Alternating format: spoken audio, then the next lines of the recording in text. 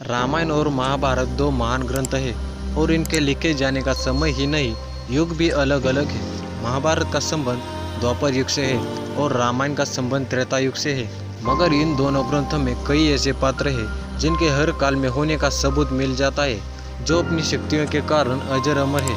तो आइए जानते हैं महाभारत और रामायण के ऐसे 8 पात्र जो दोनों युग में थे।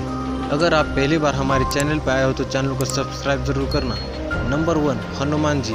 त्रेता युग में जहाँ भगवान राम के कार्यों को पूरा करने में हनुमान जी का बहुत बड़ा योगदान था, वही द्वापर युग में पांडवों का जब वनवास चल रहा था तब एक जंगल में भीम को हनुमान जी मिले थे। जंगल में राह चलते भीम का पैर हनुमान जी की पूंछ पर पड़ जाता है। भीम उनसे पूंछ हटाने को कहते हैं तो हनुमान जी ने कहा कि तू तो शक्तिशाली है, तू ही मेरी पूंछ हटा दे। लेकिन भीम अपनी पूरी शक्ति लगाने के बाद भी पूंछ नहीं हटा पाए। भीम समझ जाते हैं कि यह वानर स्वयं हनुमान जी है। नंबर 2, परशुराम। पौराणिक कथाओं के अनुसार परशुराम भगवान विष्णु के छठे अवतार माने जाते हैं। रामायण में परशुराम का उल्लेख राम सीता स्वयंवर में मिलता है। वही महाभारत में भीष्म पितामह, द्रोणाचार्य और कर्ण के गुरु परशुराम ही थे। एक बार परशुराम और भीष्म पितामह के बीच में युद्ध हुआ था, तब उसमें भीष्म पितामह की जीत हुई थी। नंबर 3 पर है जामवंत।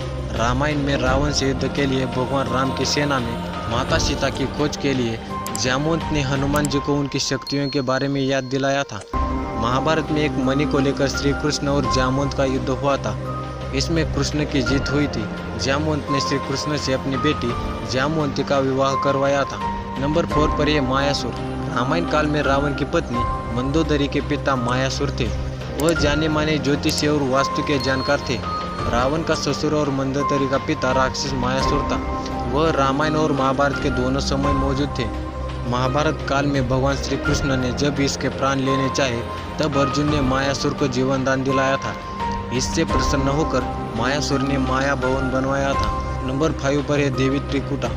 देवी त्रिकुटा भगवान विष्णु के अंश से उत्पन्न हुई थी, इसलिए माता का एक नाम देवी त्रिकुटा भी है। त्रिकुटा देवी भगवान राम से विवाह करना चाहती थी, मगर भगवान राम तब तक सीता से विवाह कर चुके थे, तो उन्होंने त्रिकुटा को कलयुग तक प्रतीक्षा करने को कहा।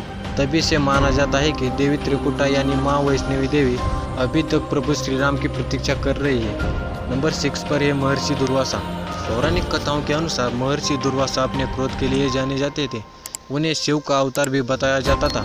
महाभारत काल में दुर्वासा ऋषि ने पांडवों की माता कुंती को एक मंत्र दिया था, जिसकी सहायता से वह देवताओं को ध्यान कर पुत्र रत्न की प्राप्ति कर सकती थी। वही रामायण में दुर्वासा ऋषि महाराज दशरथ के भविष्यवक्ता थे और उन्हीं के कारण भगवान राम के भाई लक्ष्मण को अयोध्या छोड़नी पड़ी थी। नंबर 7 पर है सुदर्शन चक्र। सुदर्शन चक्र का संबंध भी रामायण और महाभारत दोनों से है।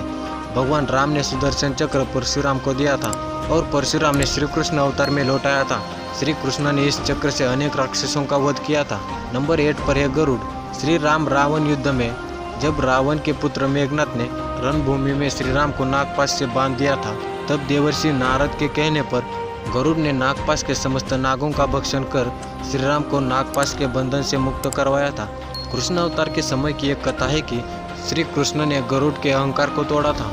आपको वीडियो कैसा लगा हमें कमेंट सेक्शन में ज़रूर बताना और हमारे चैनल को सब्सक्राइब जरूर करना।